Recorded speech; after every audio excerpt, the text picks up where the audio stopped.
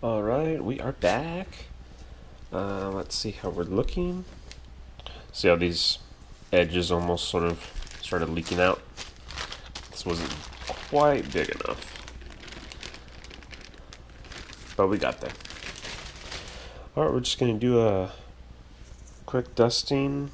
I'm gonna flip them. Oh, see, right here's probably a good example of that split, which is fine. That's typical.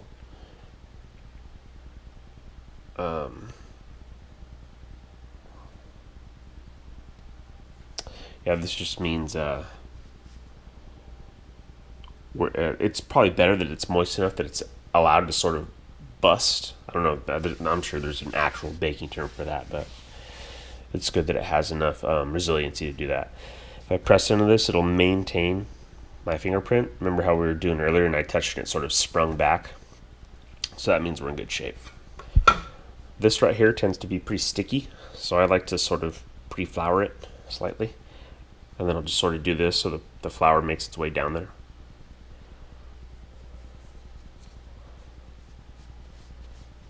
Last thing we want these things to do is stick, and then we have to use a bench scraper to cut them. I mean, it's not the end of the world. It's just something you want to avoid, if possible. So a lot of this surrounding flour that we used,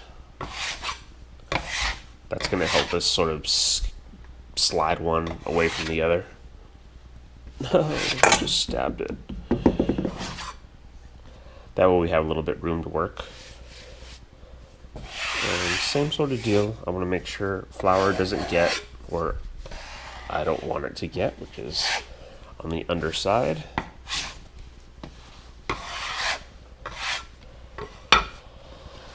And here we are. So we have see this perimeter. If it's a little too much, you could just dust it, but that's okay. That's fine.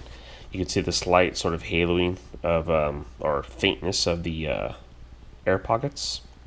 When you plop it down like that, it's nice. Gives all the other yeast spreads out a little bit more of that flour for them to eat and sustain the actual dough for a little bit longer. So what will happen is if you leave this too long, it's going to turn into a puddle, and that's because all of the food source, i.e., the flour, has been exhausted within the dough itself, and the yeast has consumed everything. But this is fine. See how it's sort of settled. I don't know if you can see the difference here in height, right? And if we were to actually just sort of plop this, it would knock all that air out as well. And that's not a bad thing. That's a good thing. It just shows that these boys have been eaten. Okay. Trying to give myself enough room here. Alright, so there's probably a million ways you can find for this to be done. You can pull these sides out and fold them in. Pull these sides out and fold them in. You can pull these sides out, fold them in, turn it, and now you'll have new sides here. You can turn it. Just depends on what the shape you want to do. If you're just looking for like a boule, which is the typical round loaf, it looks like this, just baked, a little bit taller. Normally has like a little square pattern. Or if you want to make a petard, which is what we have here, the shape of these banneton, that when it looks like I don't know what's it even call that, a tube. That's a petard. As far as doing that, that's that description I gave earlier, where you're sort of doing a series of flaps, almost like zippers. Some people call it stitching. You can pull this out and then put it down like this, and then you can pull the sides out and go like this. Pull this down, bring it up, and if you notice, there's a little bit of slack here, right? It's not perfect. So if you feel like that, this feels a little flabby here on the sides. Those are those little extra pieces I was talking about. All right. So if you have them, you can just bring them in and fold them. I don't have much. I probably shouldn't be doing this to begin with, to be honest with you, but I wanted to explain what it is I was talking about the first time. And then normally I would probably just keep rolling this, but I think when I told you about it originally is I went bottom then top. It's the same thing. And I told you I was going to sort of scoot this back and forth. And what I'm doing is I'm using these fingers kind of with the same situation where I was pulling that dough in to create tension. Same thing, only I'm using these fingers. See if I can actually show you the angle here. So I have my fingers on the board, and then I'm actually lifting them slightly because I had already made a few passes. And I have this tail, and that's what's creating the tension about here. And then on this side, I'm right above, and I'm lowering my thumbs slightly so they are coming in contact with the board, and that's creating tension about here-ish. All right, so I actually don't mind these little booties right here that sort of develop. If they bother you, you can just tuck them. That's one way to do it, or you can actually angle this to sort of tighten it up on its own. So you can just kind of do this. Same sort of concept. Or the fast way, you just tuck them. It kind of looks like a rectangle. And then you just reshape. Just make sure you don't blow out that outer layer. Same concept as far as when we're shaping the dough. You don't want to tear it. That's pretty much it. I've been done here for a few seconds. Just want to kind of give you a visual.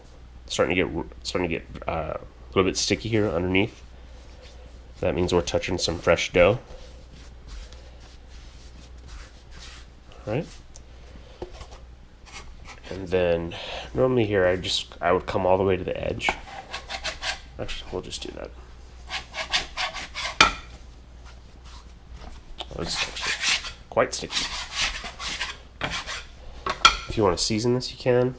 Or not season. If you want to flour this lightly, you can. Some people like to use rice flour. You can just shoot it in. That's it. Done. It's ready for the oven. I'm going to put this inside a little plastic just like this. We'll see if this one will fit in there as well. You want to actually make sure this folds. You get somewhat of a seal. And then we're just going to throw it in the fridge. Let's do one more. You notice there's not a whole lot of flour here, right? It's not like a flour fest. It's because it's not necessary. I don't have some exact amount. I just know for the way that I have been developing my dough for so many years, I only need, X amount. So I try and keep as much off as possible that I don't need that's excess. So this is a really good economization of flour. When you get to the point where you're using whichever flour you want to use, you'll find that you can go the cheap route or the chill route. Costco has flour that's very respectable flour. No big deal. You want to be King Arthur guy, King Arthur gal. A little bit more expensive, but my experience, they're pretty similar. Okay. All right. I wish I could show you a boule, but we're making batards. No big deal.